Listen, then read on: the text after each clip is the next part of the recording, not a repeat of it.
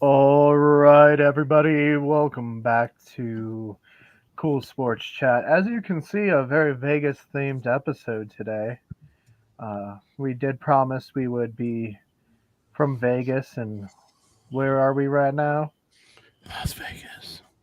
Possibly. We don't know. We don't know. We got, it looks like the Vegas Strip behind Bobby.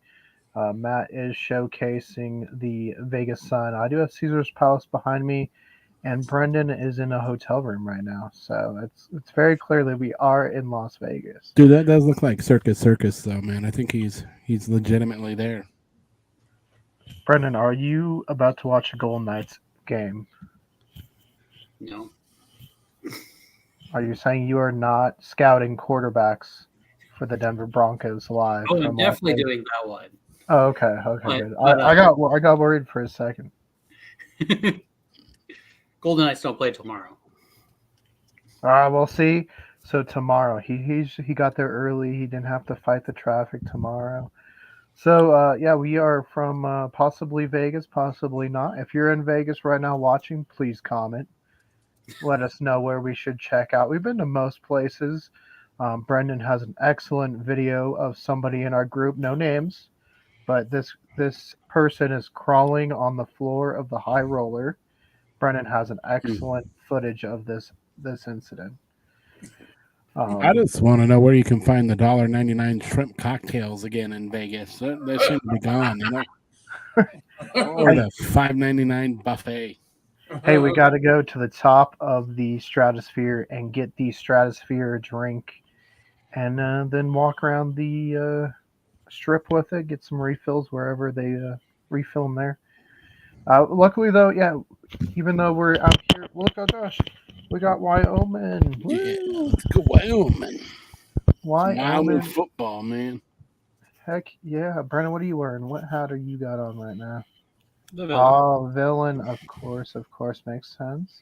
And then Bobby, is that a Kansas City Chiefs lanyard I see? No. Oh, Chiefs, bro. What? Whoa, Bobby, Nope. did you lose a bet? Nope. I don't know, man. There is a picture circulating the internet right now. Oh yeah, there is a picture. I have seen full Chiefs gear. Full Chiefs gear. Pretty impressive. Even Brendan's impressed. Well, yesterday was Halloween, so Did you hopefully- see it, Brendan? Yeah. I don't know. Oh, that's right. I think we. We might have shared. Yeah. Brendan does know, but yeah, yesterday was Halloween, so hopefully all of you guys watching had a safe holiday. Didn't get too crazy. I know I didn't get super crazy. Did any of you fellas get crazy? Bobby, I know it's Las Vegas. Did you abduct a tiger? No. No, you didn't take Mike Tyson's tiger? No. I did. Oh, it was Brendan. Okay, so Bobby's the one lost on top of the hotel. Brendan took the tiger. This is why we've been separated now on And the you're live stream. sleeping under a desk, so it's okay. Yeah, True that. that's just par for the course. Everyone knows I do that. But yeah, we've had some football this weekend. We've had baseball. We've had some hockey, some basketball, some NFL trades, some no trades, some coach firing. So quite a bit. Unfortunately, as far as football goes, I missed all of it. So I am not going to be very good this week to talk about it. The trek back from Alamosa took a little bit longer than expected. So luckily, Orangey came out one piece. Came close to not coming out in one piece. We will say that. Luckily, street racing skills do come in handy. All right, so let's think. Let's go to the trades. Let me pull those up real quick, and we will talk about the NFL trade deadline and what we made of it. Bobby, first off, no Broncos were traded. How does this make No. you feel? I think that's good though. It shows, that we can push ahead for the second half of the games. So, see, my question for that is because obviously now some of those players are going to be free agents next year anyway. So at this point, Broncos may make the. I mean, I guess there's a chance still, but most likely probably won't. Would you rather have gotten the draft picks? No. We can push ahead. But like, come next year. Come next year, yeah. Make it. I'd rather, next year if we could free up, get rid of Wilson and free up maybe $245 million. Yeah, that's not going to happen, unfortunately. Well, free up all of our cap space. Well, as of the Wilson stuff, a lot of Bronco fans been posting that he's so good. So does this worry you at all that you are not going to get one of the top rookie quarterbacks now? Where's your log weasel? I'd rather see a rookie quarterback. I'd rather not see Wilson there. The way I see it, he stands there. I don't like when he stands in the pocket, gets hit. It's like a move, And actually give him love. Yeah, for sure. I don't know. I know a lot of people defending Russ and how he's better than last year, but at the same point, he still is. Is he going to be any good? And do you want him on your books till 2027 or whatever it is? And the bigger question now too is, like you were saying, kicking like Pat Surtain, and the Broncos going to be able to retain him, get him under contract. You're going to have to probably offer him a pretty huge extension. But I know his family is not happy right now, and I'm sure he's frustrated as anything too. And he's one of those players that make the defense. Yep. Well, and then the wide receivers, isn't Judy a free agent anyway next year? So it's kind of a surprise. Next year, yeah. Judy's going to go, I think, next year. Yeah, I think he's done in Denver. It is a surprise to me they didn't trade him. And I don't think it's for a lack of trying. I'm reading tonight. He's still on thin ice, though. Well, I don't think it's for a lack of trying. I think it's a lack of giving up your ego a little bit, because I think the Broncos wanted a first-round pick. Because he mouthed off at Steve Smith, too. That's what got him in trouble. Well, and no one's going to trade a first-round pick, and I think that's where Denver kind of shot themselves in the foot. I don't know. Big news, though, being that we are in Vegas, new coach in Las Vegas. Brendan, you texted about this. How are you feeling about the new coach in Las Vegas?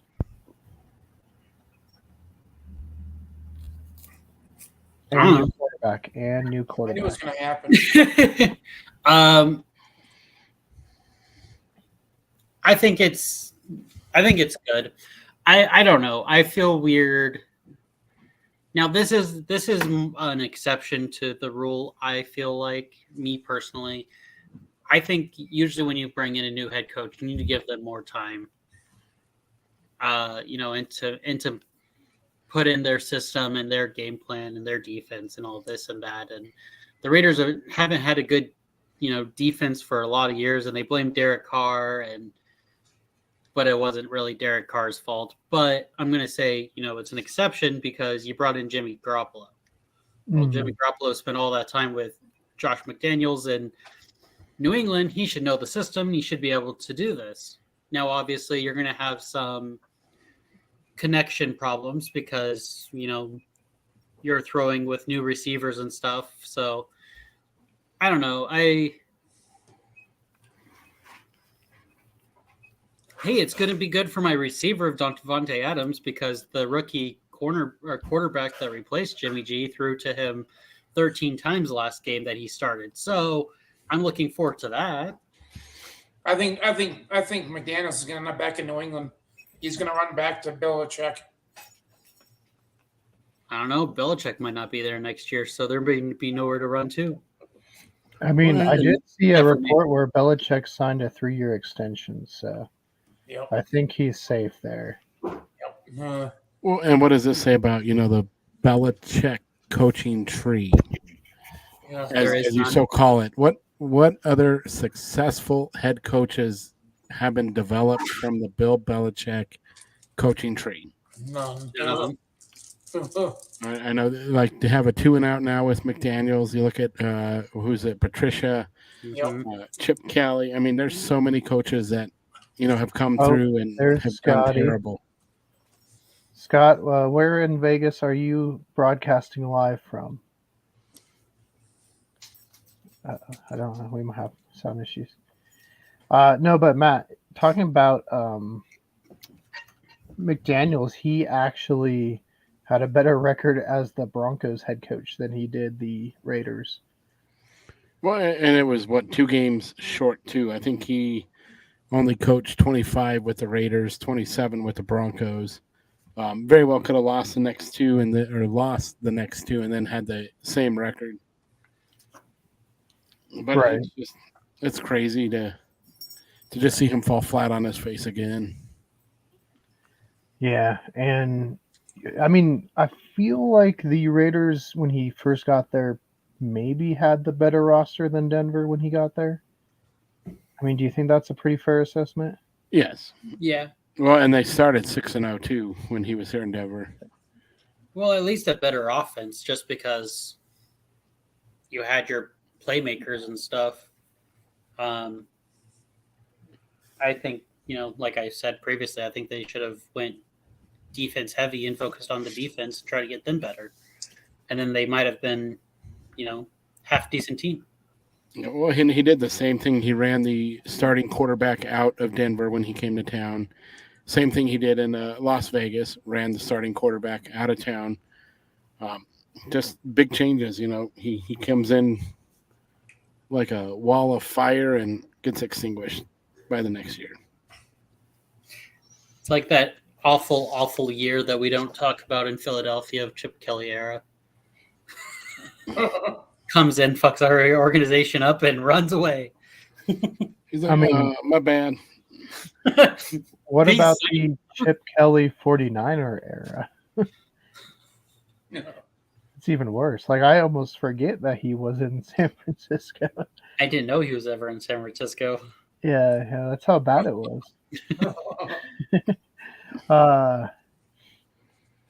But yeah, so we will get to the trade deadline. Scott is sideways. Oh, now he's gone again. I'm like, he's sideways, man. I think we're having some technical difficulties. I mean, this is Las Vegas. As you can tell, definitely Las Vegas, 100%. A lot of streaming going on in Vegas, so. Oh, yeah. Oh, look, there's a kitty. Oh.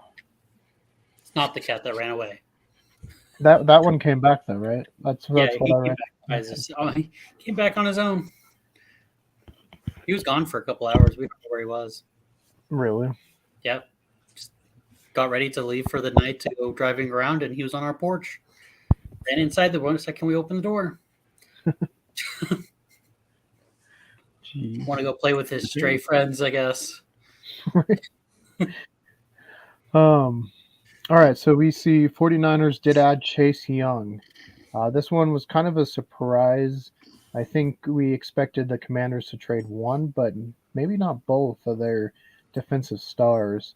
And San Francisco, considering they just also got Randy Gregory from the Broncos, that's a pretty good front that they're building right there. What do you think?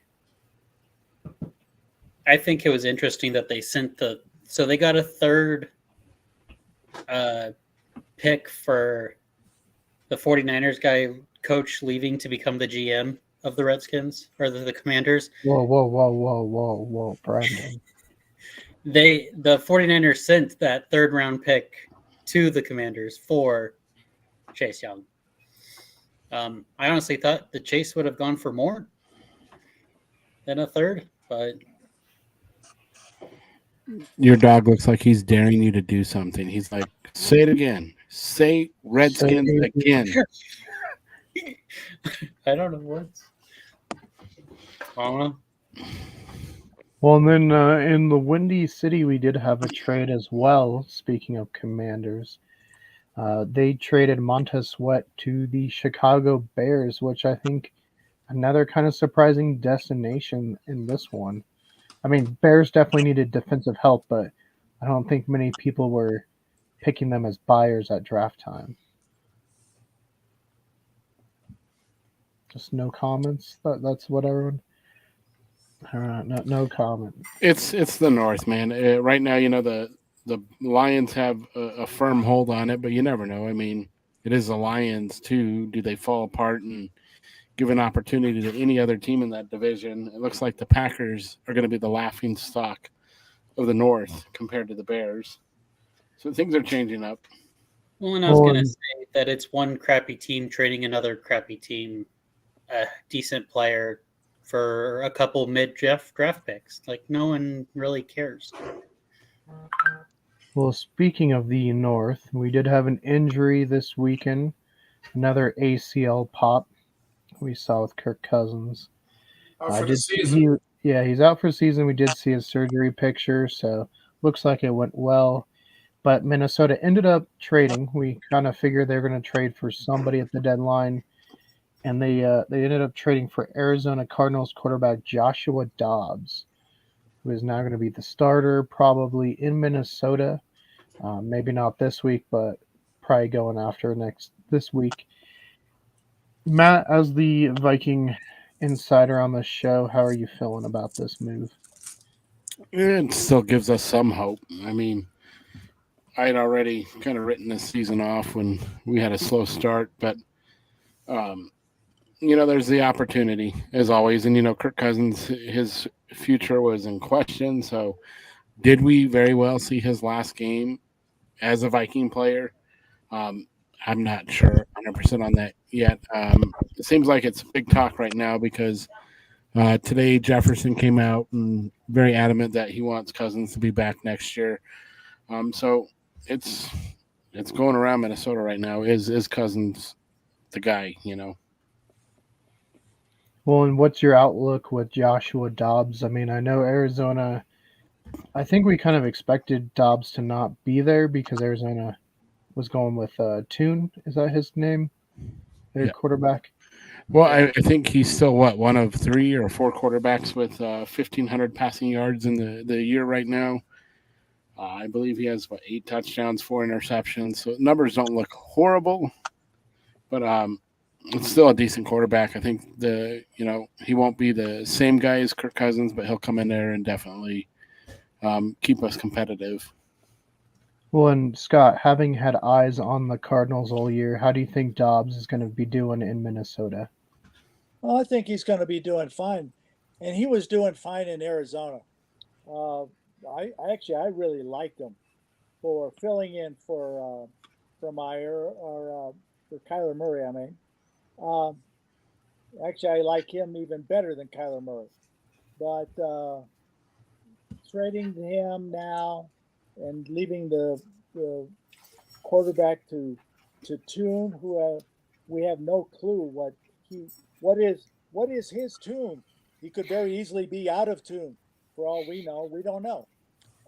But leaving it up to Toon instead of Dobbs just pretty much assures that the Cardinals are going for the number 1 pick, along with the Culz. So it's going to be a whole bunch of nothing. And that's the best thing I can say about anything here in Arizona, other than the Diamondbacks. But we'll see how that still goes. But right, yeah, no, I think after the Carolina Panthers won this week, I think you definitely saw a change in the Cardinals' game plan because now there's a couple 1-win teams, and I think they hold a higher pick than the Panthers if it were to be today. Yeah, so that's what I've. So. All right. So let's see. And then going to another team, we saw the Seattle Seahawks get Leonard Williams from the Giants.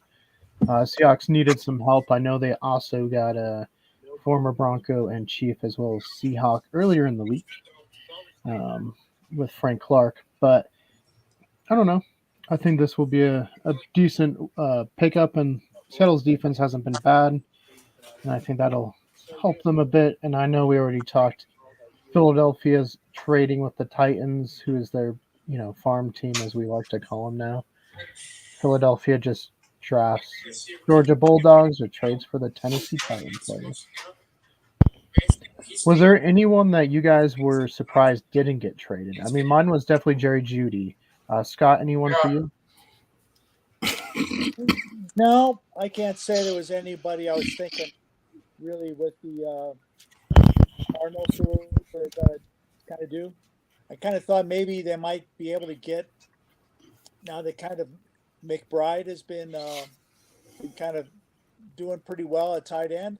I kind of thought maybe Ertz would go just for name recognition, but they're holding on to him too. So yeah, we'll see how it goes.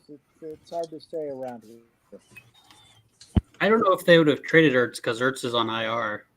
So, well, I think they might have been able to, at least for somebody who was kind of really hoping that he'll get back on. We'll see how that goes. We'll see how that goes. Take a chance on him, but we'll see. Brendan, anyone you were surprised didn't get traded?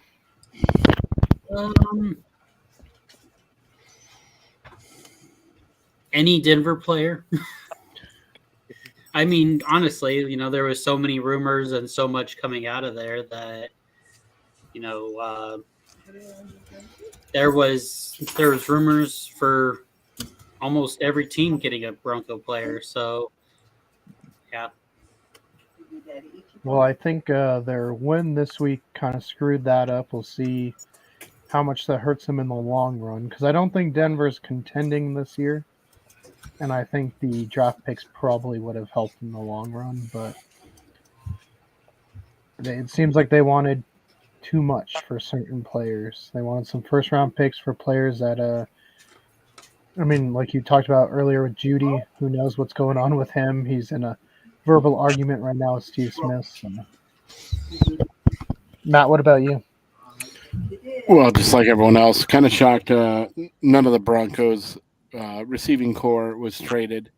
I'm also surprised with as much talk that came out of Minnesota that they were going to move on from Hunter, that he is still there as well.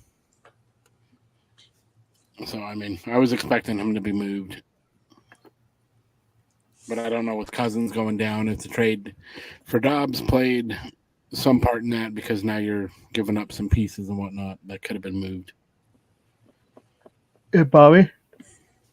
They said, John Payton said they were not going to move anybody at the trade deadline. And he meant it too. And he said no. Yeah, well, when we, reconvene for the free agency special, we'll see how much that comes back to bite them in the behind, because I think it's going to be a longer season for the Broncos. Let me pull up. I think we'd beat Buffalo, though, in 2 weeks. Do you think so? Yes. Then we beat Minnesota, too, maybe. Oh, Matt, how do you feel about that? You hear that? He's all talk right now. That's the best thing you can do when you're behind a computer is be talk. Yeah. Buffalo's not losing to Denver. I mean, too much for that Colorado green. If Taylor Swift were in the crowd, the Chiefs would have won. So I blame this one on Taylor Swift for not showing up. Yeah. She cost her boys the game. Then they played this week. Busted her nuts. What? Well, that and Russell Wilson. Yeah, Russell Wilson was really sick too. So you got to think about if Taylor Swift was there and Russell Wilson, or not Russell Wilson, but Patrick Mahomes was feeling 100%, would have been a different story. Yeah. Like I said, I didn't get to watch any of the games this weekend. So, we were kind of a mess. I guess I did watch the Buccaneers one. Right. Kind of had to code switch. So we'll start with that. Buccaneers lost to the Bills in a close one. How do you guys feel about that game? Well, I think just like all year, Josh Allen and Stephon Diggs have not been in sync. They just seem a little bit off this year. I think once Josh Allen gets whatever's going on in his world figured out, the Bills are going to go back to dominating. But right now, I think it's all on the offensive side of the ball. They need to get their chemistry back. I think it goes back to we need a ref university because that Hail Mary, there was at least 2 pass interference calls that could have been called, and neither one was. So, or give the referees a full-time job, make it their job, and not have it be a part-time. right, that's true. But yeah, no, I agree. There were many games again that I think some BS calls, either in favor or against any other team, hurt other teams' chances of winning. Yep. Well, speaking of winning, the Texans lost a game they probably should have won against the Carolina Panthers, but I guess the Panthers were due for a win. Whoa, Matt just disappeared. He phased out of reality. Look at that. Just Las Vegas skyline.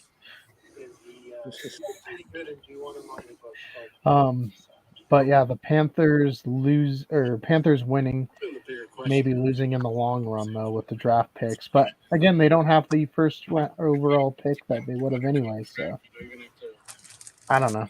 I guess they were due for a win, but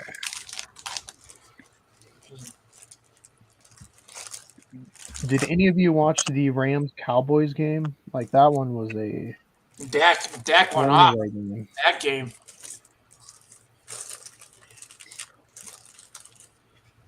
Yeah, so Rams lose, I should say, 43-20. Pretty devastating. The Vikings are without Kirk Cousins, but they do get the win. Matt, how did that one go for you?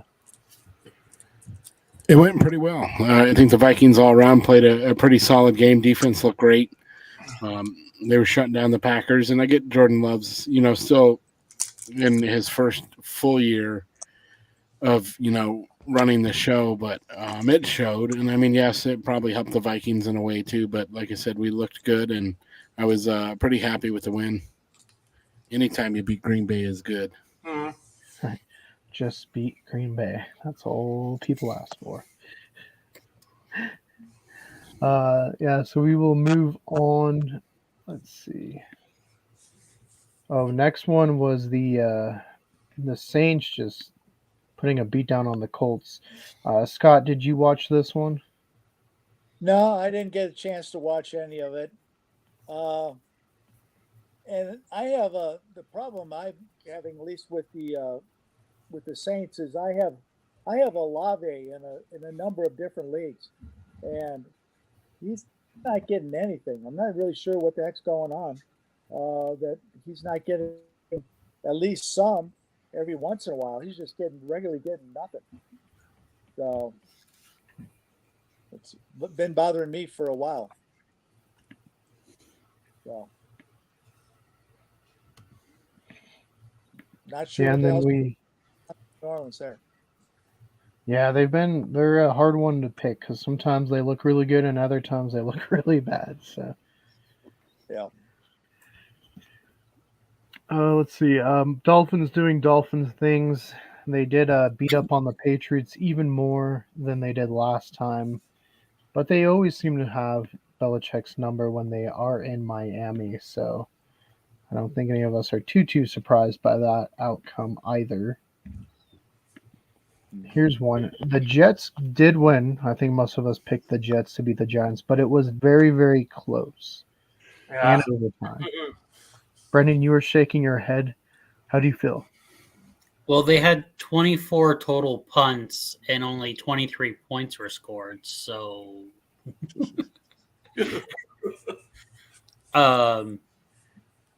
that was. Luckily, I didn't actually have to sit it through and watch that game because I don't know how I could have. I mean, I guess if it's a job, we would have to watch it. Be forced to. I mean, there's worse things you could do, I'm sure. Exactly.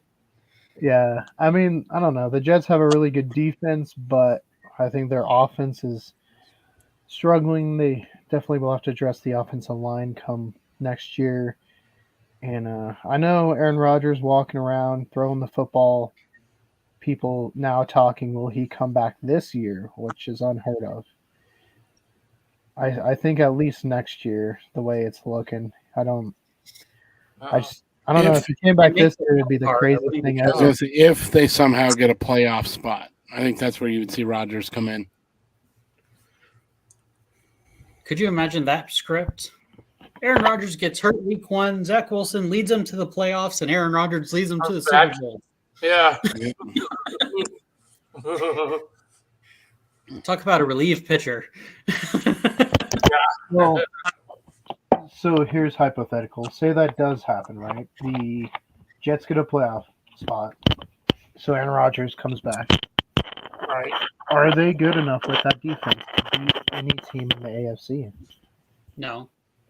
No. Brendan's saying no. Who do you think they would lose to? Any one of the 4 top teams. Dolphins are easily better. I don't think the Jets have the cornerback or the safety power to cover them. The Jaguars are finding a new person each week to win with. They have plenty of weapons that I don't know if their defense could do it. And, a healthy Ravens, even an unhealthy Ravens squad has proven to be more of a fighter than any Jets thing. So at Jets game, so Scott, what about you?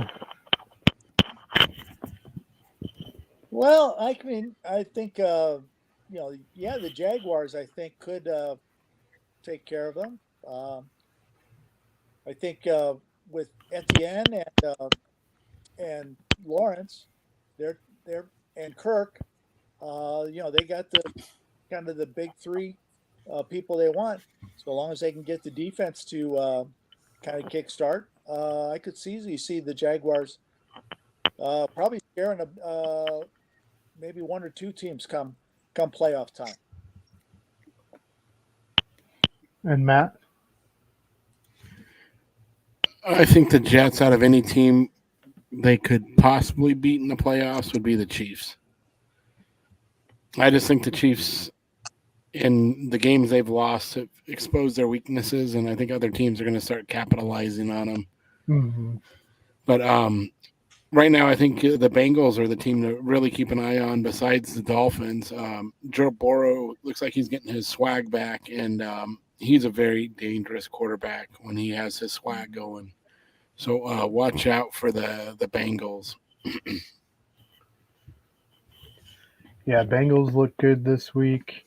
Let's see, Jaguars looking good, 20-10, pretty easily beating the Pittsburgh Steelers, who offense is still looking not very good. It's been a running theme for them since Canada came in. Let's see, we see the Falcons losing to the Titans. How many people thought this? A lot of people were thinking maybe Derrick Henry and Hopkins both gone. Matt, as an owner of one, how do you feel?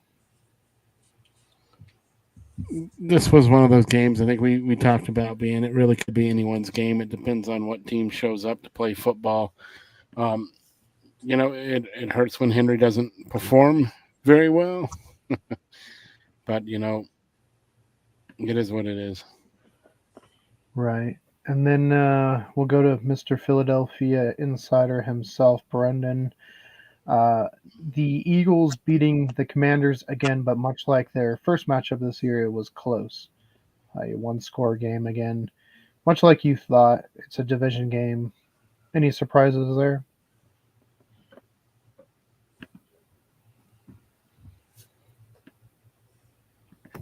Not entirely. I was hoping the defense would show up a little more than what they did.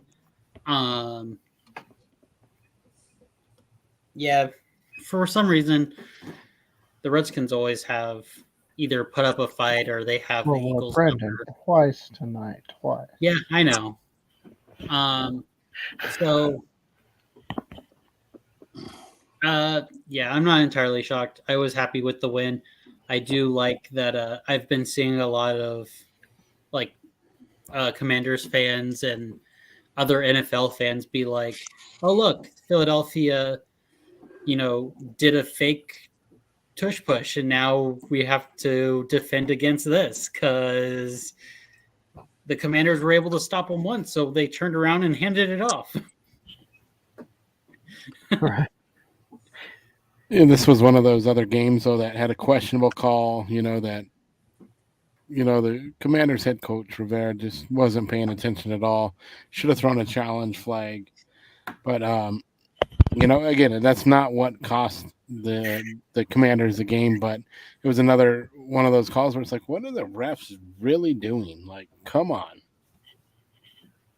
It's the replacement refs again. They have integrated themselves back into the league. Let's see. The Seahawks beat the Browns in a close game there, which is, hey, good for Seattle. Browns still looking pretty good. Here we go. Ravens beat the Cardinals. Scott, how did this game look? Well, talk about poor officiating, and also I think the head coach for the Cardinals, he got out coached very badly. I'm still fuming about one play where I think it was 4th and then DeMarcado, they gave a handoff to DeMarcado and why he's getting a run up the middle against that defense, but he got pretty close. But then when he fell, he took the ball and landed it right on the line that was supposed to be the first down line where he's supposed to be, and he didn't put a knee down first. He kind of fell backwards, landed back first, put the ball right on the line, and then for some reason the official then takes the ball and moves it back half a yard, and then it's not a first down, and Arizona coach did absolutely nothing about it. And a little bit later, the Ravens scored. Why the officials didn't actually measure or do anything about it or do a review to see if DeMarcado was let down before he put the ball down on the line, I don't know. We don't know. It was I just want to say, as an Eagles fan, I'm kind of happy that guy's gone. Yeah, it was terrible. We didn't even let him back on the plane when we left Arizona after the Super Bowl loss. We were like, no, you can stay here. Yeah, but anyway, so yeah, I mean, just like I said, with the bad officiating and bad coaching and just bad play all the way around, I was just very happy to see that ball game just be flat out over and then just move on. So, Well, and here's my conspiracy theory with the officiating this year. I'm starting to think it's a way to get the public behind putting chips and everything in the ball and make it all electronic without having referees. Like they're paying the rest to be like, hey, make some bad calls so we can implement this new stuff. I know the public's not too thrilled with it because of how other sports have implemented it, but maybe that's what they're doing. I still trying to figure out why any sport does not do what tennis does. You ever watch a tennis match, if they got some type of question where the ball comes close to the line, well, they go to a video view and it's within 30 seconds and they show a spot, animated spot that shows exactly where the ball hit the court and whether the ball is touching the line or not. Not exactly sure why any of the other sports doesn't try to incorporate what tennis has done, and tennis does very, very well. I don't know. I don't understand. Yeah, I think maybe after this year we'll see some talks of something along the lines coming into the NFL as far as them wanting to implement something. Let's see. Well, it's been talks for a while now. I don't know how far they are in the progress, but they're talking about putting LED stripping along the sidelines all the way up that will have sensors in it that will detect, the micro step of going out of bounds will now be picked up. And I think that's where, again, it sucks that one blade of grass now will count as you stepping out of bounds according to this computer, from anything. We're getting to that point now where the smallest blade of grass could now be out of bounds. So Right. at what point do you roll in human error versus AI? When do we bring that AI into it? Could that be something that you challenge or whatnot? But I don't know if I like going too far into it with AI and everything like that. Can we have the AI referees look like the Terminators? Right. I mean, look at the AI now with baseball and balls and strikes. Like the fraction it's off and it's a ball and they call it a strike. We as fans get pissed off. Like, well, what the hell? He couldn't see that. It's like, did you see how close of a call that was? And I think it just came out the other day. One of the umpires called a 98% perfect game. Like, I think he missed one ball that was a strike that he called a ball or something like that. But that's amazing that, we can now grade the umpires off of statistics and the AI of what should have been a striking ball. And then game 3 was just horrible where the umpire was all over the plate with his balls and strikes. So, there's good and bad out of it. But, I agree with Scott that, it helps. But at what point do we go too far?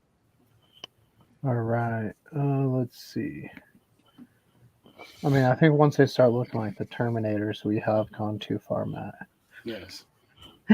Let's see. Chiefs putting up a stinker, losing to a team in the Denver Broncos that they shouldn't have. But Chiefs look terrible. From what I heard, Russell Wilson didn't look good, but it was the defense that got him the win. Is that pretty accurate? Yep. Kept the Chiefs out of the end zone. Yeah. And scoreless the second half. Yeah. Well, here, I'm going to take a quick break, but why don't you guys talk about San Francisco losing to Cincinnati?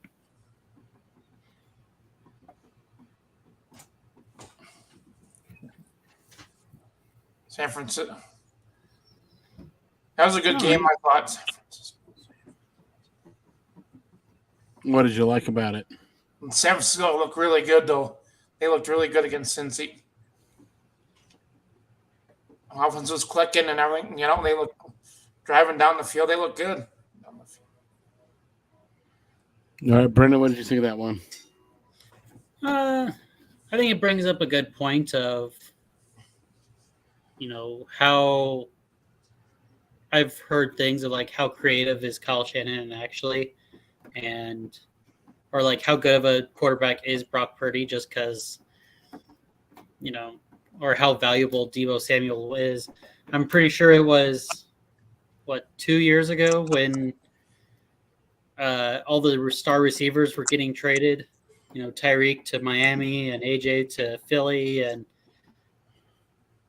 you saw this post of like what it took everyone to get like their big contracts. And they're all like, yeah, we took us to get traded. And Deebo's like, well, I don't really want out of San Francisco, but and so it just shows that I don't know, he's more valuable than what people actually think because I don't know, Brock Purdy recently has seemed very something hit him and he came back down to earth. He's shown to be Mr. Irrelevant, all right, for sure. All right, Scott, did you have any opinions on that game? Well, actually, I was kind of thinking exactly like you and Brendan with it's nice that Burrow is kind of starting to play. Now starting to make some passes. And and not overthrowing people or badly underthrowing people, as he was doing there the first what 3-4 games of the season. So if he had been there then as he is now, I think we'd almost be talking about maybe another undefeated team here. But he obviously wasn't there the first 4 weeks, and we'll see how it goes now. Now that Burrow is playing well, if he keeps it up, would not surprise me that that Cincinnati kind of runs the table from here on out. Would not surprise me. Yep. Yeah, no, totally agree. And how bad do you think 49er fans feel right now? They were so confident with their 5-0 start that this team was going to the Super Bowl. They were dominating any team and every team that they've come across, and now they've dropped 3 straight. They find themselves 5-3. I believe they dropped out of first place now. It's like that gut shot that it's like, dang, maybe we're not as good as we thought we are. And to have a quarterback now who's not performing the way he should. Is Debo the star attraction in San Francisco? It's just crazy, So we'll see in good time, whether this is just, a bad stretch for the 49ers and they can rebound, or are they the 49ers of the old, Yep.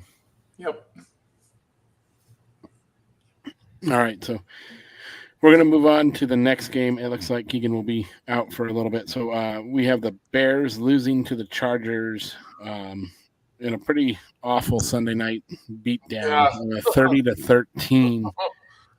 Anything to stand out for you on that one, Scott? Yeah, no. Kind of thinking that somewhere they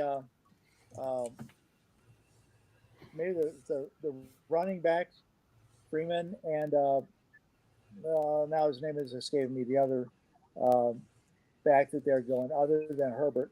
Now it's come up since Herbert's been out. Kind of seeing if they would kind of get moving a little bit better after a few games, but not seeing as much. Well, it was Johnson and Freeman. Yep. Not sure if being that they're kind of trading off right now is the difference, instead of having one guy definitely take over that backfield. But I guess I was kind of expecting more from the backup tailbacks there on for the Bears. All right, Brendan, anything different on the outlook on that one? The game was so bad I couldn't wait till hockey started. Hockey started and I changed the channel. I couldn't watch any more of that. That was terrible. And they couldn't get anything started on the offensive line. And I think part of it's also, I'll go back to what I said earlier, new quarterback and stuff, and, the connections. I mean, I don't know if you can get more of a Chicago Bear play than the guy sitting in the end zone, the ball hitting his lap, and he still drops it. I mean, how do you get that? And I mean, I think Scott's right about the Johnson was returning from an injury as well. And so him and Foreman were, seeing who could get the hot hand first, and just neither of them could against that Charger line.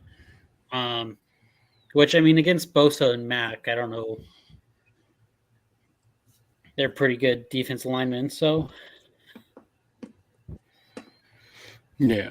All right, Bob, how do you feel? The Chargers, the interdivision rivals of the Broncos, win again, kind of maintain pace with the Broncos there at 3-4. How did you kind of feel about that game? I kind of watched maybe 3/4 of that. Chargers look good, I thought. Definitely a dangerous team. Oh, God, yeah. If you get Herbert getting hot again. You get him hot, oh, God, you can't stop him. Yeah. Yeah, it's going to be nuts for sure. But, Sunday night was not the best game. But yeah, thank goodness for baseball and hockey that kind of added to it. All right, we're going to quickly flip over to that Monday night game, the one that cost Josh McDaniels his job. Yep. or was it that? I have some more beliefs behind that, not just the loss, but Detroit taking down the Raiders 26-14 out there. In Detroit, they played with their new kind of throwback retro uniforms that play homage to the city of Detroit with kind of, I think it looked like a Ford Mustang type emblem with a lion as opposed to a Mustang. What did you guys think about the uniforms and that game? Brendan, we'll start with you up there. I think the uniforms looked really nice. I do like those helmets. The game, on the other hand, it was a special one just because it was the one day of the year we're going to have all four sports team or professional leagues play at the same time. So that was kind of exciting. But otherwise, I don't know. I agree that I think it was more than just that loss. But once you're a head coach and you start losing the locker room like Josh McDaniels had been, I think Monday night was just the tip of the iceberg for that locker room. Josh Jacobs has come out and voiced his opinion, not opinion, multiple times. Devontae Adams has started, stuff recently. And once you start getting your star players and the rest of that locker room, once you lose them, I think Colin Cowherd said it earlier today when I was watching his show, it's hard to regain it. And I think, Mark Davis was seeing that you can't recreate the Patriots. You can try to take the, New England out of the Patriots, but you can't take Belichick's brain with him. No. So, yeah, it was not a pretty game. I don't know what's wrong with Jimmy G. Maybe it's, back to new quarterback and new receivers connection, but there was two balls that, he should have easily completed to Devontae Adams. But oh yeah, especially that last one. What was it in the fourth quarter where he was wide open? Like he had to touch the end zone right in front of him, and to miss that much. That was bad. Yeah. All right, Scott, did you have any opinion on that game, the uniforms? Well, I definitely like the helmets. I thought that they were good. I like the color, and I like the extra little design for it. The uniform itself, kind of like the Cardinals' red home uniform. Needed much more, a little bit more design to it, a little bit more trim to it, I thought. But otherwise, and yeah, obviously the whole thing with the Raiders is, yeah, that was just a disaster right in front of our eyes, and not surprising at all that there's wholesale changes on there. You're right. I really thought after Adams missed that last, or the pass missed Adams there when he was wide open, could walk into the end zone. Pretty well sure that he was going to just flat out break his helmet when he slammed it to the ground there on the benches. So, yeah, it's probably good for a whole complete change for the Raiders. That's for sure. Yeah, absolutely. Bob, thoughts on that game? I think they look pretty cool, Detroit helmets. Yeah, for sure. Any thoughts on the game overall? Seeing the Raiders lose, feel good? Yeah. And I thought Seattle's did too. Seattle went back to their 80s look. Yeah, we had a few teams kind of go back. Miami Dolphins as well went back to their homage to their old uniforms. Yep. Scott, I do fully. Inspired. Yeah, the Oilers. in Tennessee, right? Not the Yep. Houston Oilers, but the Tennessee Oilers of the Houston era. You know, But the Houston College got a cease and disorder letter from the NFL because they were using the Oilers colors. yeah, I would tell the NFL, go pack a bag here. They announced that the uniforms were coming out months ago. The NFL knew it was coming. Why didn't they do a cease and desist at that point?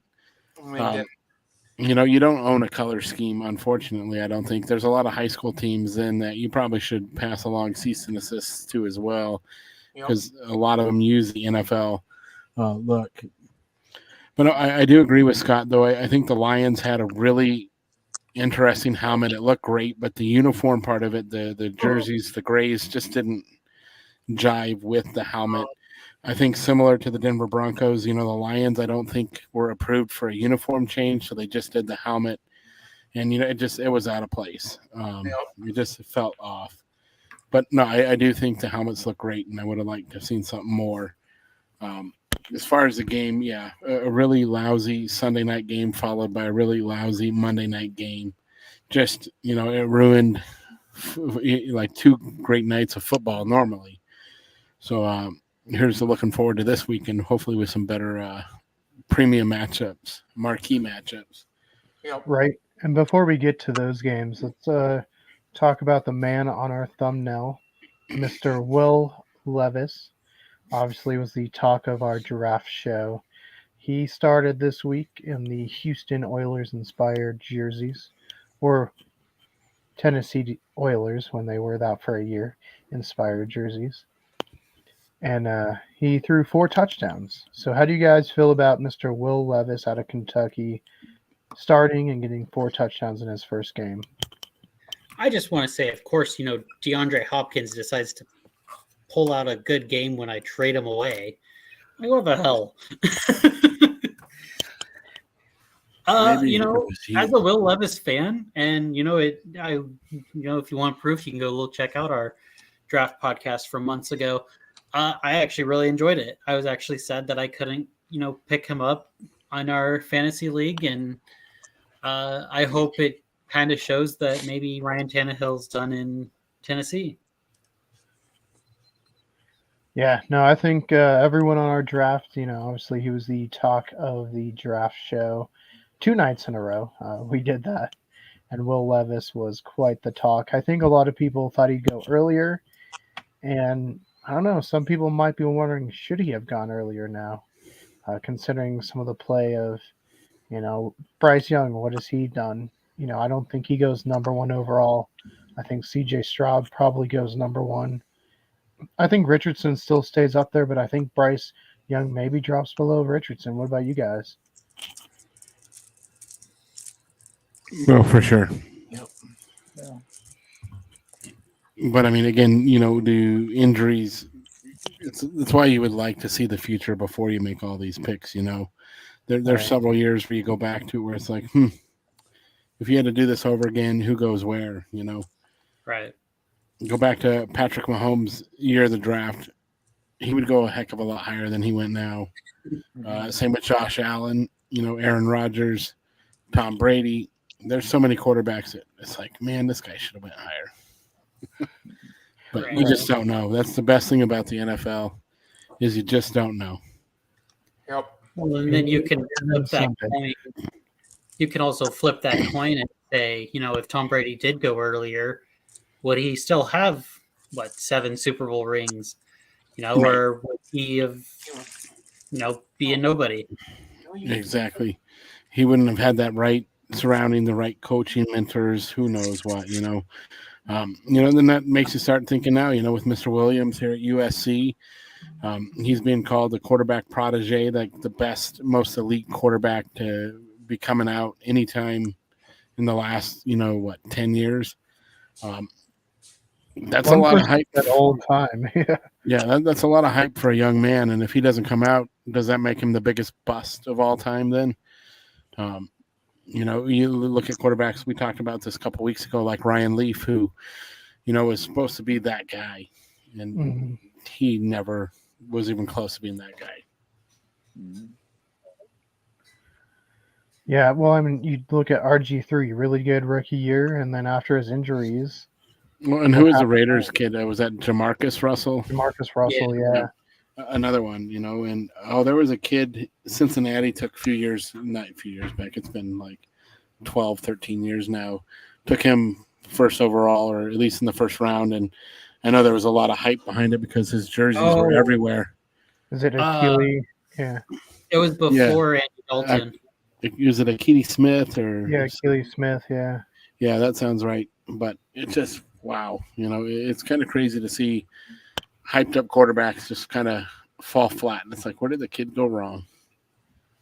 Right. Well, and makes you wonder this year, like you said, Caleb Williams, and then obviously some of the other quarterbacks coming out. How are they going to do? Oh, Bob's come back. But we will switch focuses now because fantasy football happened this last week.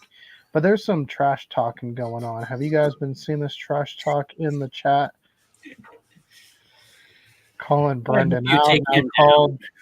He called Brendan out, called Matt out, called me out. Yeah, I saw. Oh, I didn't see any of that. Oh yeah, Oh yeah. Blake's getting an airhead. He needs to be brought back down to earth. He's making trades with Shane and trying to get Shane to take you down this week. Good luck.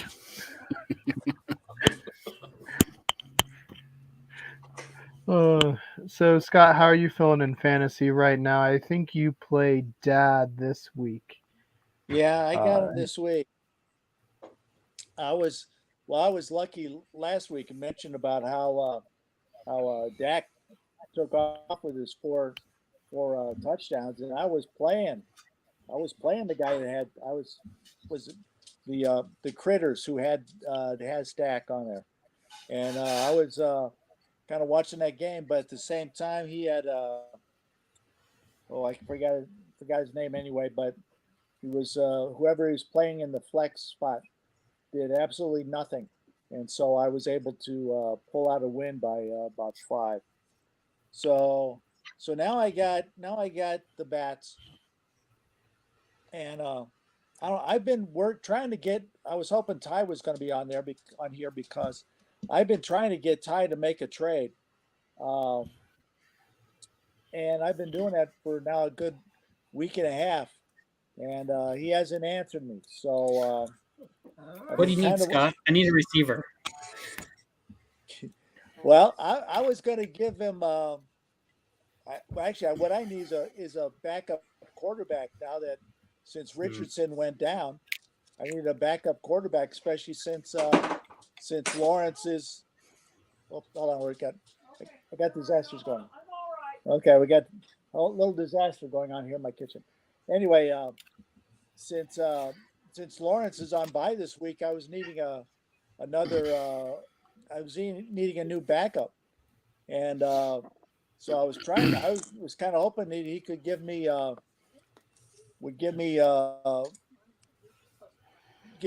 Minshew, and I was going to give him Madison from the Vikings.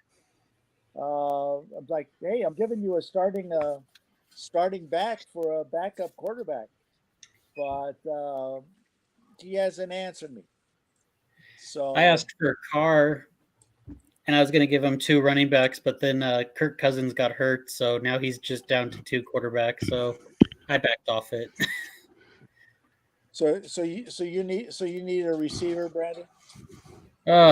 Probably just for a week. I don't really need one. It's just 2 of mine have gone down for IR, and 2 are on bye this week. But Brendan did text me, don't mind me having 7 quarterbacks, so he might have enough to give you one. Well, speaking of quarterbacks, I did, because I had picked up both the Vikings backups. I have both the Browns quarterbacks. I have Jalen Hurts, and Matt just traded me Zach Wilson. Well, and it looks like I'm just going through the feed now. It looks like Matthew Stafford is an available quarterback as well now. Not sure about that move there by the Yorkville Broncos dropping Matthew Stafford. I had to. Why? He wasn't playing that well. Yeah, but you bench him then, or you put him down low, dude. You picked up a quarterback who's not playing right now. Yeah, see now he's gonna. Oh No, look, Scott Tyler- is on the phone. He's making a call directly to Matthew Stafford. Yeah, I'm gonna put in 200 fantasy points right there for Stafford. Stafford's gonna come back to the team he was an MVP for, and help win a Super Bowl fantasy championship for. He did pick up the right Falcon quarterback. He was announced the starter. Yeah. All right, but it's Heineke But though. still, I agree. I wouldn't have dropped him. I would have dropped. You guys have. I think he has the Broncos backup. I would have dropped him.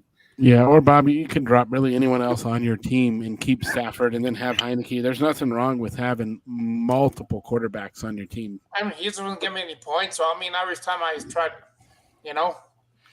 I'm just saying, then use him as trade bait. Yeah. He would be a really good trade bait, and you could pick yourself up a second line, maybe third tier wide receiver. But this is where you said you would reach out and ask for help. Yeah, it's too late to help you, but that's a move that we could have helped you avoid. Yeah, true. Yeah, see, Scott would have traded you something, Bobby. Yeah, I know. Yeah, I could have done something. Anyway. Scott is making a call directly to Matthew Stafford, telling him how nice Arizona is right now. Yeah. I thought about picking up Stafford, but I need somebody for Week 10, and Stafford has Week 10 bye as well. So yeah. Who knows? Blake might put a move in on him as well. Blake doesn't need him. The thing with you don't need a quarterback. No, but you know what? With Stafford, it's his thumb. It's his thumb on his throwing hand. Well, you got to have that thumb in order to throw that ball. And even if it's even if he puts it in a wrap or something like that, you still got to be able to grip that ball. I know I had Tannehill still too. What the kid? Well, Tannehill's not starting anymore, Bobby. Will Levis is the man in Tennessee. So Yep. get him out or I haven't heard that one. He might be somebody you might make some offers to, Bob. See if anyone would be interested in Tannehill before you just go cutting him. Yeah. So, Matt, you are on upset alert according to our chat. If you look at it, so are you. Yep. Yeah, I saw that here.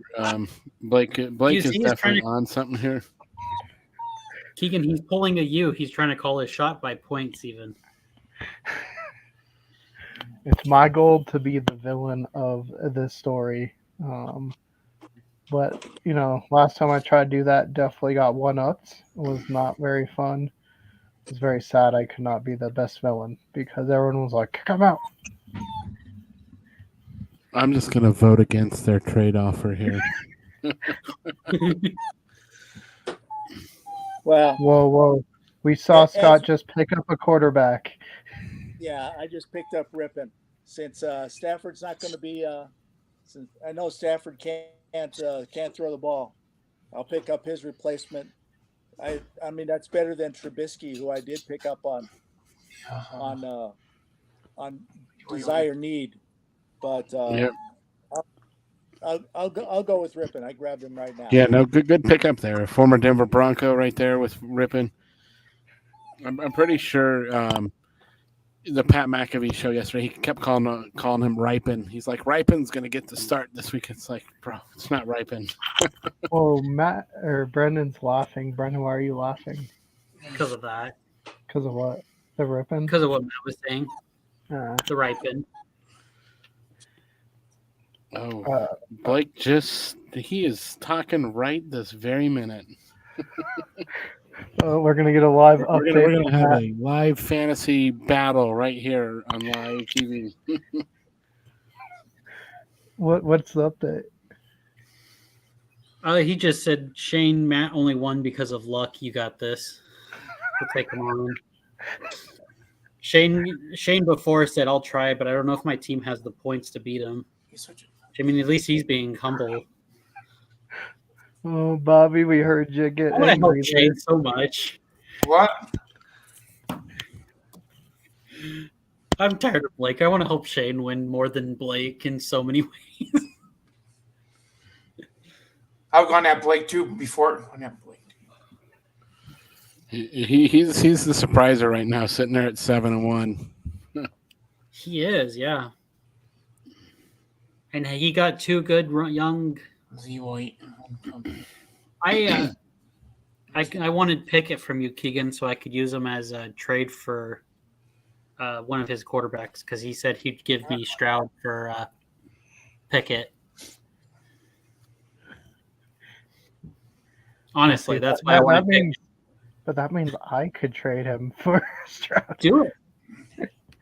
He did offer me that. I didn't take it.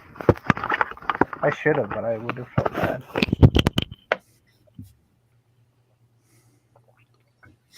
I wouldn't have. Matt's reading his phone. I think he's in the midst of a battle. Oh, yes. I'm getting caught up in all the excitement. It's like, who can I just snag for no reason? Just to snag somebody. Be like, all right, I'm going to pick this guy up right here. I can't make any moves. Yeah, I can't either. I got to be careful with the maximum move. No, I'm at like 22 or 23 moves out of 25, so I can't. I think I'm at 23 now because I read somewhere that Jalen Hurts keeps injuring his knee, so I picked up his backup just in case. Oh, Blake responded.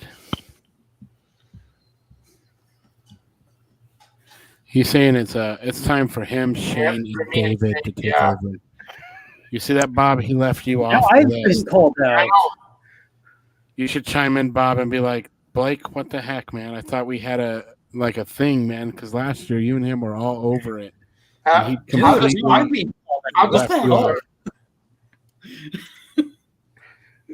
What did you say, Brendan?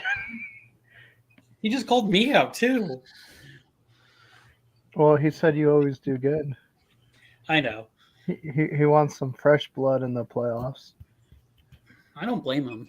Hey, I expanded the playoffs, so I mean we'll have some fresh blood. It's exciting to get the new teams, and I'm happy that he's doing well. Him and Shane both, but the three of us have a history with Blake, so it's kind of fun, still kind of having that beef history, even though it's not actually there. And I got to live up to the name. I mean, my division is called the Villain Enterprise for a reason. So, Keegan, I hate to tell you, but Bob just chimed in. He completely sided with Blake and said L.A. Knight. Yeah. Whoa. Oh boy! Bob's turning on you right here in this room. You turned on us. Yeah.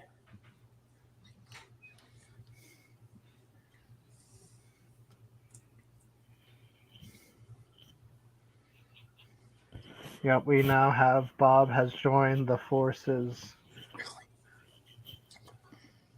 Wait, all right. So while we see some alliances being formed in fantasy football, of all things,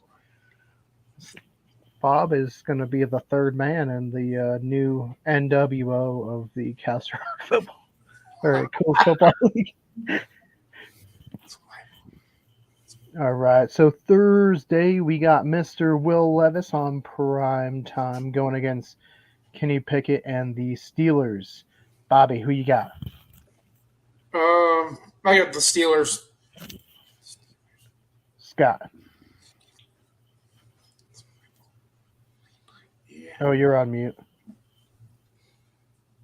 I guess I'm going to have to go with the Steelers too, although the way it's been going, it'll probably be the only time yet left for this year. I'll go with the Steelers. Only because Levis is going to be starting first time. We'll have to see how that goes. But Brendan.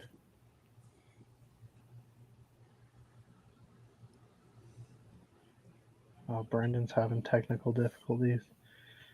I didn't know you had called me. I'm sorry.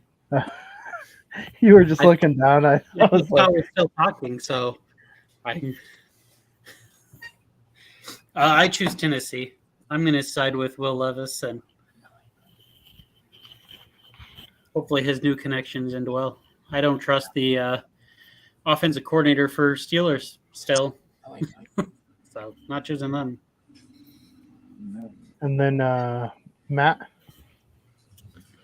This one's going to be a tough one. Anytime you put the Steel City in prime time, they bring the noise. They bring the terrible towels. That place is a hostile environment to play football. They're going to make it really tough on Tennessee, and I think due to the fact that they have kind of a rookie quarterback, it's going to put them on the spot. And I think Tennessee is going to lose this one. I think Pittsburgh comes out on top for that reason. Yeah, for me, I'm going to have to side with our thumbnail himself, Mr. Will Levis, and go Tennessee Titans. Give some love to Kentucky. Let's see. Next one up, the Miami Dolphins traveling to Kansas City. I will be right back, but I'm going to take the Miami Dolphins and let you guys talk about it until I get back.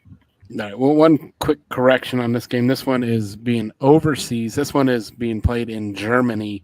The Chiefs are the representing home team, though, however. In this one, I'm going to go with the Dolphins, man. The Chiefs last week kind of scared me. They lost to the Broncos, who gave up 70 points against this Dolphin team that I think is just going to come out and play some football. I think Kansas City gets a beat down, and it should be interesting to see. Scott, we'll move over to you. My question is Taylor Swift going to go all the way to Germany for the game? No. What I'm being told, or from what I've heard, her international tour starts this weekend as well. She'll be in Portugal or somewhere else, though. So I do not believe she'll be in attendance. I was going to say, but the way it's been going, they might give her one of the back seats onto the team plane, so at least she can get there for the game. I guess. Well, if the Swifty Luck is not going to be there, then I guess I am going to have to go with Miami. That's right. The key. Perfect. And it's not Portugal. She'll be in Argentina, which is even further away from Germany. Well, she could maybe hop a plane from Portugal to Germany. That wouldn't be there. You hard. go. But yeah, definitely not from Argentina. So right. All right, Bob, who are you going with in this game? Who's playing this week? Who is it? It's the Dolphins and Chiefs playing in Germany. Kansas City. Going with the Chiefs, all right. Yeah. All right. Brendan. I don't think the Chiefs have the secondary to stop the 49ers. And I don't think the Chiefs offense has the weapons to do anything against the Dolphins. So I think the Dolphins. Hopefully Jalen Ramsey gets that pick 6. He promised his head coach that he failed to deliver on last week. Was close, but, still got stopped. Yeah.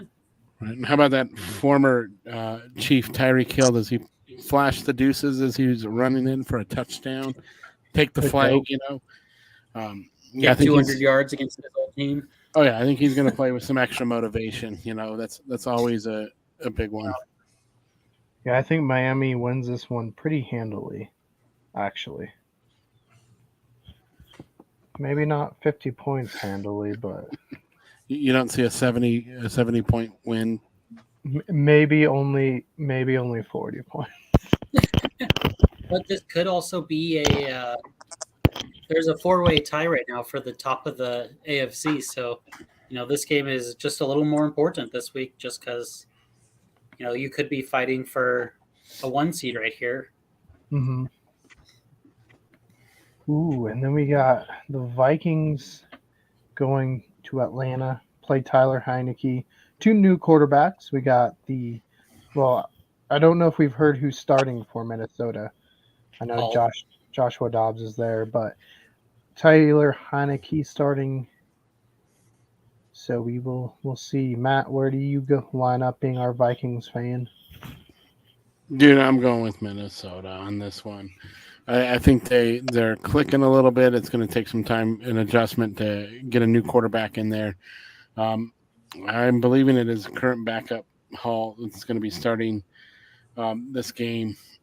Dobbs is not quite there in the system yet, but I think they'll do just fine. Atlanta, it could be a dangerous team, but so are the Vikings right now. Bobby? Atlanta. Brendan? I'm going to say Minnesota.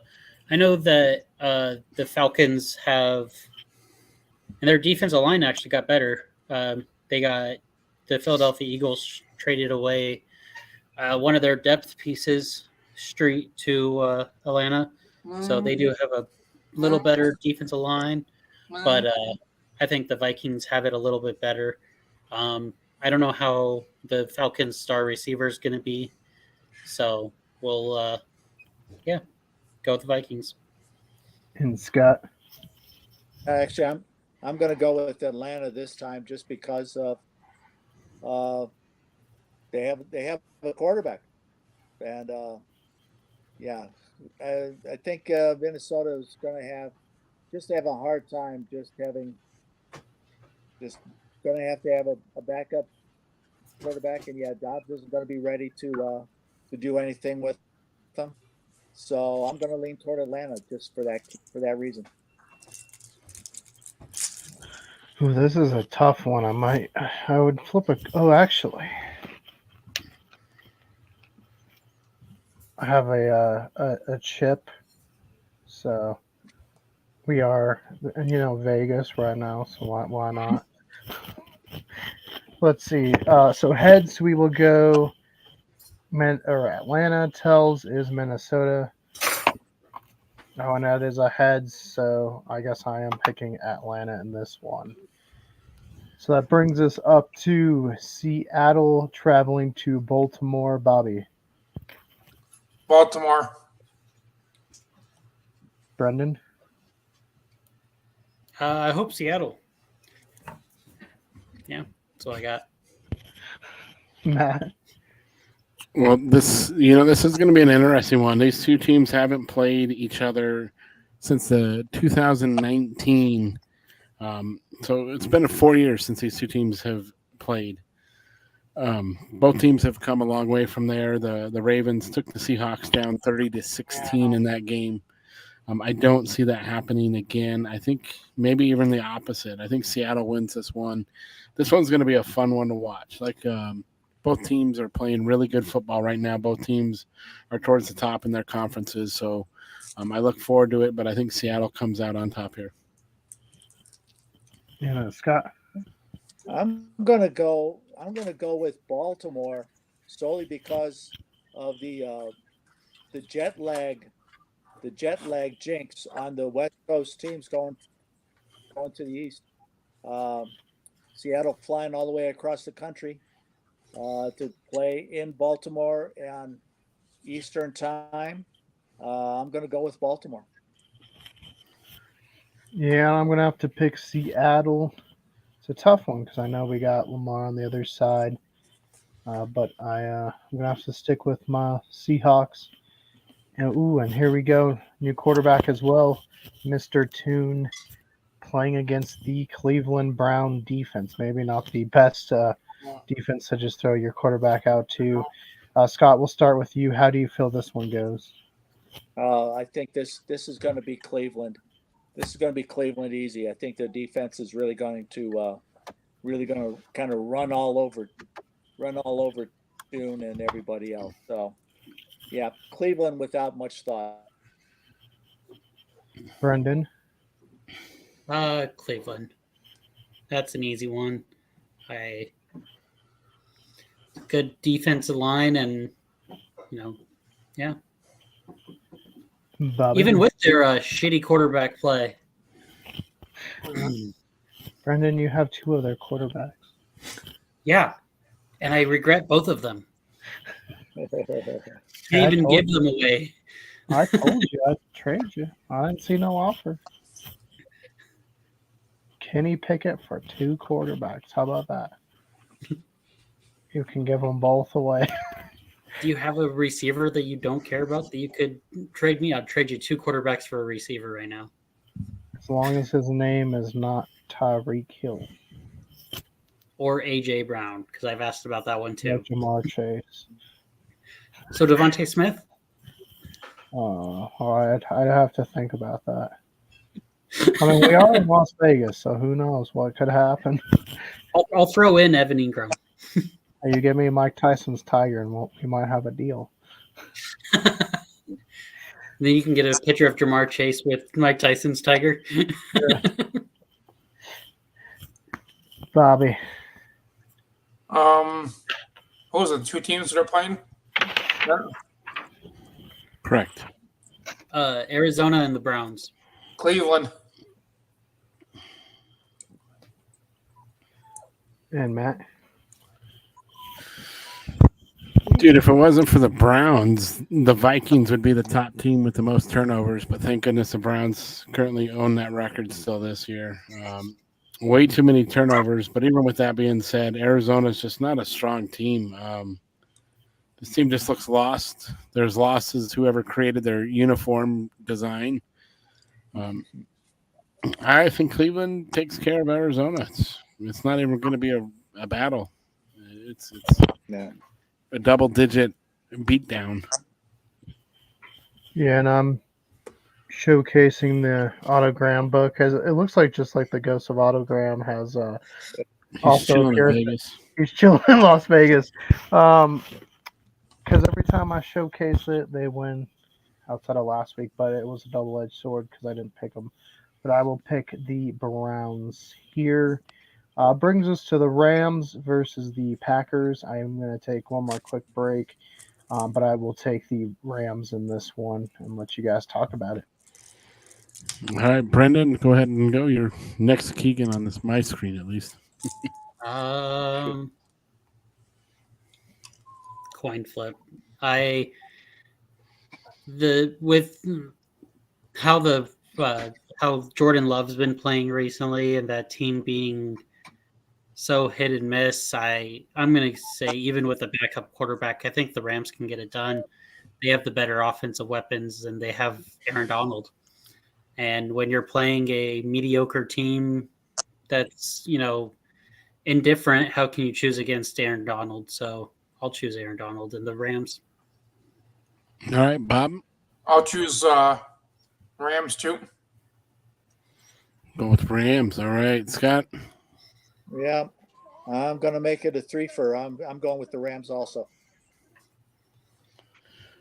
All right, perfect. This one's going to be, man, I tell you, 2 lousy football teams that, at the beginning of the year you thought would be way better.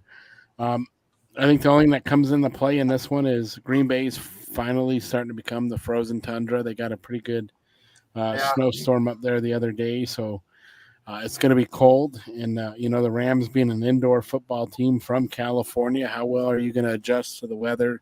How well are you going to adjust to, the climate? I think Green Bay pulls out a squeaker in this one, honestly. Should be a fun game to watch, though. All right, we'll just move to the next game real quick, and if we're talking about it when Keegan jumps in, we'll go there. We have the Tampa Bay Buccaneers traveling to Houston to take on those Texans. Bob, we'll start with you. Houston. All right, go with Houston. All right, Scott? Yeah, I think I'm going to go with Houston. I think the quarterback has now gotten a few games under his belt. I can lean toward Houston on this one. Perfect. Brendan? I really hope I'm wrong, but I'm actually going to go with the Buccaneers. The way that they were able to pull back and come within so close of beating the Bills, and how the Texans, I know weren't they just coming off their bye or something, and they fell to the Panthers. I can't choose against the Buccaneers right now.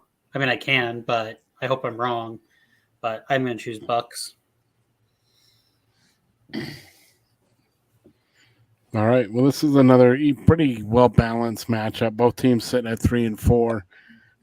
Both are on that playoff bubble. It's who wants it more. Baker Mayfield's been playing better football here recently. I think I'm going to go with Tampa Bay on this one as well. Houston's got some stuff they need to work on the defensive side of the ball a little bit, and Baker Mayfield possibly can expose it. We'll see.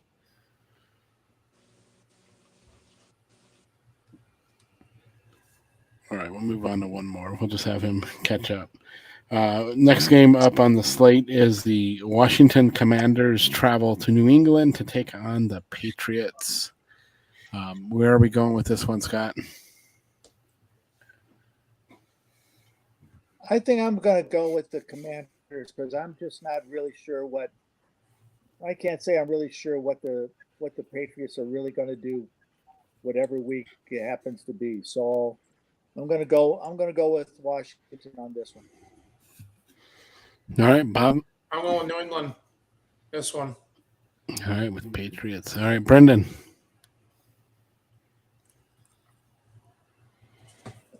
Well, I can tell you that defensive line is going to be a heck of a lot easier for Stevenson to run through.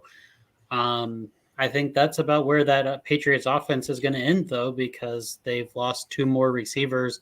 So their receiving core is Juju, which hasn't done anything this year, and whoever their tight end is. Can't think of his name right now.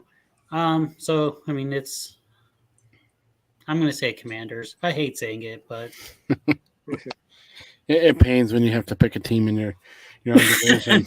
Oh man! I don't know what the Patriots are going to do. So and once you become one-dimensional, it makes it easy to stop you. So, oh, absolutely.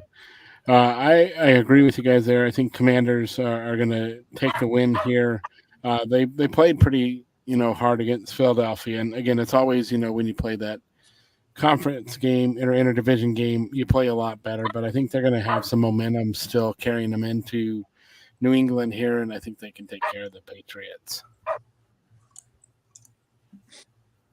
All right, we'll move on. Man, there is a few 11 o'clock games this upcoming week. Yep. The next one has the Bears traveling to New Orleans to take on the Saints. All right, Bob, where are you going to go with this one? New Orleans. This one. The Saints. All right, Brendan. I'm interested to see how Sweat plays with his new team. I think that could be a wrecking force. If they fix up their connection problems with their quarterback, this will be his third game. So we'll be able to see a little more of who he was. He had a really good game and then a really bad game. So, we'll see. I think this is going to be a good, deciding factor. But I do think the Saints have the more complete team. So I'm going to do New Orleans. All right, Scott. Yeah, kind of what I was thinking about what I was saying earlier, that I'm not really sure really kind of what's going on with the New Orleans offense. And I'm still kind of questioned about that. But I think I'll stick with both the New Orleans defense, and just because they're at home, that I'll go with the Saints on this one. All right, perfect. Keegan, we're currently right now on the Chicago Bears traveling to New Orleans, and then I will get you kind of caught up with where we were at. But that's the game we're on right now. I mean, it sounds like Fields is out. Oh my. Yeah, it sounds like Fields is out this week. I'll stick with Chicago. I don't know. I mean, I think New Orleans has the better defense, but I don't know about their offense.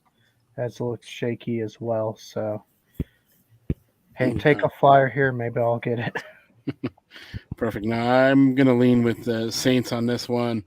I think they're playing that middle of the road type of football where the Bears are kind of on the up and coming right now. They won a few out of their last 3 weeks, but still not enough to kind of give me the motivation to pick them quite yet. All right, so Keegan, while you were out, we also did two other games. We had Tampa Bay traveling to Houston. I'm going to take Tampa Bay in that one. All right, perfect. And the other one that we had gone on with was the Washington Commanders traveling up to New England to play the Patriots. For this one, I'll do New England to get a home win because I don't think the Commanders are very good either. All right, perfect. So what is that next? Colts, yes, Panthers? yes. Our first 2:00 game. Yeah, so Scott, we'll start with you. Colts, Panthers. Where do you think this one goes? Well, I think Minshew's been doing okay with the running that offense. Nice to have two backs and a couple receivers. So I'm gonna go with my Colts this week. Brendan? I agree. I think the Colts will be able to pull off the victory. I think they're just the better, more complete team, even with that backup quarterback of theirs. Bobby? Carolina. Matt? I'm going to go with the Indianapolis Colts on this one. The Panthers, I think, are going to be one of those bottom dweller teams, and I don't see them climbing out of the cellar anytime soon. Yeah, I'm going with Colts as well. I just think they are a better team, especially with what we've seen this year. Minshew or Richardson, I think they would win either way. So give me the Colts. It takes us to a game, but this is one of those games that could either be garbage or the most exciting game to watch this week, and that is because it is the New York Giants going to coming here right to Las Vegas to play the Raiders. Brendan, how are you feeling? Whoa, whoa, whoa! Just the thought of this game was making him have allergies. That's how bad it was. Look what you did, NFL. Look what you did to Brendan. But Brendan, what do you think? I'm going to say the Raiders. New coaching, has kind of a light over under them that they want to prove something right to their new coach and to their fans of it wasn't us, we can do better, we are better. And the Giants are just in a rebuild process and down to their third string quarterback. And you trade away your best defensive players. So, the Giants are, maybe if you said dumpster fire versus the Raiders, I'd choose dumpster fire, but the Giants are just worse than that. So, and Bobby, Giants. Scott. Well, I can't say I like either one of them, but I'm going to go with Vegas just solely because you're playing at home. But otherwise it's a casino chip flip for me, whichever one goes. But I'm going to go with Vegas. I'm going to go with Vegas. Matt. Well, you look back to the last time Raiders at that time were in Oakland, but they made the change mid-season. They did very well for their interim coach. The team came together. They played football. They got some W's. I think they're going to do it again because right now the Giants are complete garbage. I don't think I've seen a team play more lousy than the Giants, although their record shows them being not horrible, but they're horrible. I think the Raiders get the win on this one. Yeah, give me the Raiders as well. I just feel there's a lot of luck in the air this week, and usually we've seen the interim head coaches come in and get victories. There's that little rally. So I do think the Raiders win this one. Brendan, that's the game you've been waiting for all year. Big old Dallas, the Death Star Cowboys coming into Philadelphia. Tell us about it. I find it really interesting that every NFC team that is either in the playoffs or right there on the bubble, the Vikings and some of the other guys, they went and got an extra piece. The Chase Young doesn't need to be in San Francisco, but they went and got him anyways. The Lions don't need an extra receiver, but they went and got him anyways.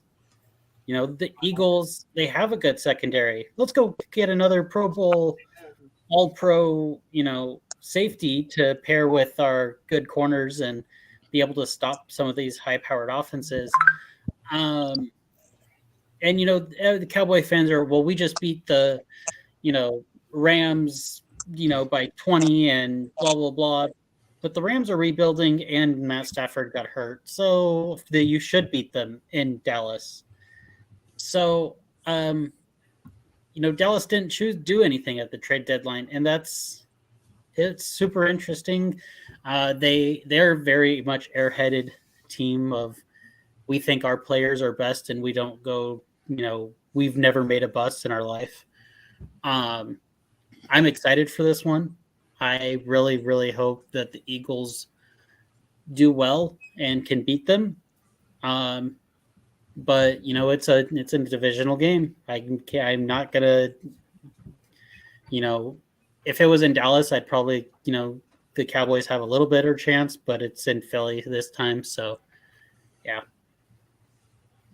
But it's the start of a very hard streak for road, or not just road games, but just games in general for Philadelphia. So,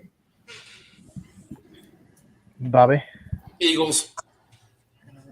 Scott. Yeah, I'm going to go with Eagles on this one. I think the Eagles will really pick up the game. It'll be a good one, but I'm going to go Eagles. Mike. Oh man, like Brendan was saying, the Cowboys gave Philadelphia fans a great Christmas gift last year with the defeat of the Eagles on Christmas Eve. What a game that one was. That one, if I remember right, that was a really close battle, high scoring, big offense. I think you're going to kind of see the same again, this week around. I think both teams are going to say, hey, you want to put up a touchdown? We'll do the same. We'll throw a 2-point conversion on it. But I'm leaning with Dallas on this one. I've not picked against Philly yet this year, but this one just doesn't feel right. I have to go with my gut, and my guts tell me Dallas. Yeah, this one is intriguing. I think Philadelphia has the better defense, especially with the injuries Dallas has had. Their offense has been really high scoring at points, and then other times not as high scoring. So that's where you kind of wonder. I'm going to stick with Philadelphia just for the fact they are home. Like Brennan said, I think if it was in Dallas, it'd probably be a different outcome for me at least. Ooh, Matt, it's the battle of your quarterbacks. Josh Allen and the Bills going to Cincinnati to face Joe Burrow. How do you feel? Dude, this one's always a fun matchup when these two teams get together, at least the last couple of years.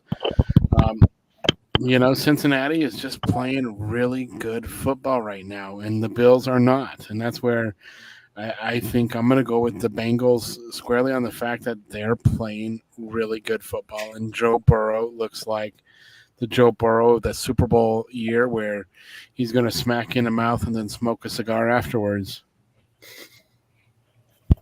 Bobby? Yep. It's going to be, who is it? Sorry. The Bills and the Bengals. Buffalo. All right, Scott? Buffalo. Well, like I said, Burrow has started to play like he's supposed to be playing, and I think, as I said, the Bengals could very easily run the table now. So that means so that starts this week. So I got to go with Bengals. Brendan? I agree. I'm gonna agree with Matt that the Bengals are getting hot at the right time, and I think that they're just playing the more complete football game, and so I'm gonna agree with the Bengals. Yeah, I'm going Cincinnati as well. Just too many questions with Buffalo this year. They seem hot and cold, and very cold at times. So going with Cincinnati. But that takes us to Monday Night Football. Is it going to be any better? I have no idea because it is the New York Jets going to LA to face the Chargers. Scott, do you feel any faith in this being a good football game this year or this week? No, I think it's going to be the Chargers without much argument there. Chargers easy. Right. Let's just flip the cities real quick. It's Chargers coming to New York. Play Is the Jets, yeah. Oh, mine had it backwards then. Oh. That's weird. Well, you can always tell because when the Giants are on the road, the Jets have to be at home just so they. Well, unlike a year like this where they both played at MetLife against each other, but dude, this is not going to be a fun Monday night game to watch. Hope there's a premium hockey game on that night. Brendan, are you aware of any top hockey games that night? Because I might be tuning into that. No, but Sunday night is a really good one. Golden Knights and Avalanche play Sunday night. And of course, it's the Bills and Bengals that night too. Right? Man, why couldn't they flip that one? But in all honesty, in this one, I think, oh man, I think Herbert's just getting tired of all the hate right now. He puts in a pretty solid performance, and the Chargers take down the Jets. Bob. San Diego. Bob. Los Angeles Chargers, yeah. Oh man, they are gonna hound us for our This show is like tonight. 4 weeks in a row. We were having old Washington names. We have Chargers back in San Diego. I'm throwing teams in different cities. It's been a night. I mean, what about the Oakland Cardinals? Could the Oakland Cardinals do anything out there? We lived back in 2012 when all these teams are other places. Dude, I think the St. Louis Rams are going to come away with a win this week, though. Hey, I got one. The Cleveland Rams come away with a win this week. Jeez. I think the Chicago Cardinals are going to win this week. Yeah, there we go. All right, who was picking though? Was it? Oh, Bob picked. So, Brendan. Chargers. This isn't. Well, I don't know if I'm going to really say easy, but it is kind of an easy one. I don't trust the Jets' offense, and I mean the Jets have a good defense, but yeah, Chargers are the more complete team, even with a couple injuries to receivers. But See, for me, I'm gonna have to go the Jets, based solely off of they've looked really not great on non-primetime games, but on primetime games, they have a way of coming back and winning, even if the teams they play are better. So give me the Jets this week. Let's see, one more topic, and then we'll end it.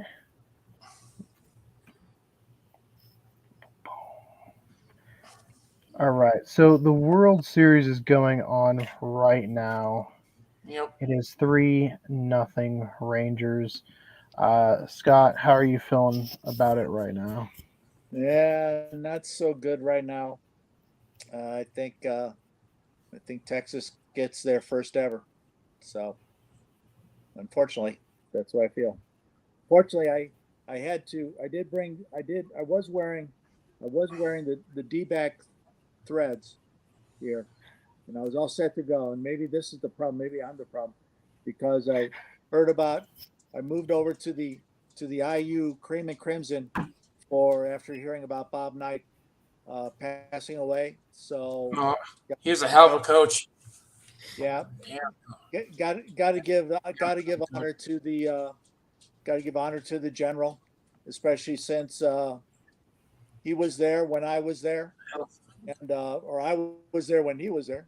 So I guess it's more more that he was there when I was there, and we'll always remember the my freshman year, late in the year in 1980, had tickets to the good old Kentucky IU game.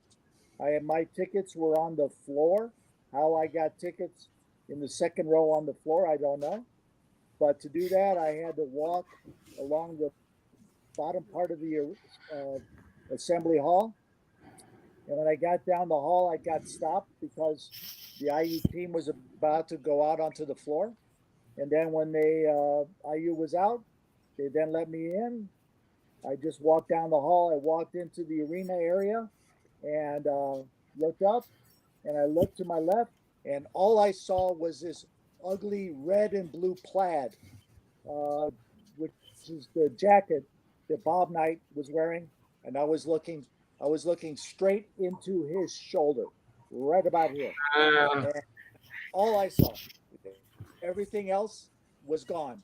I didn't see anything around either side. All I saw was plaid, and I walked in right next to Bob Knight. That was my brush with Bob Knight greatness. So there we go. Cool.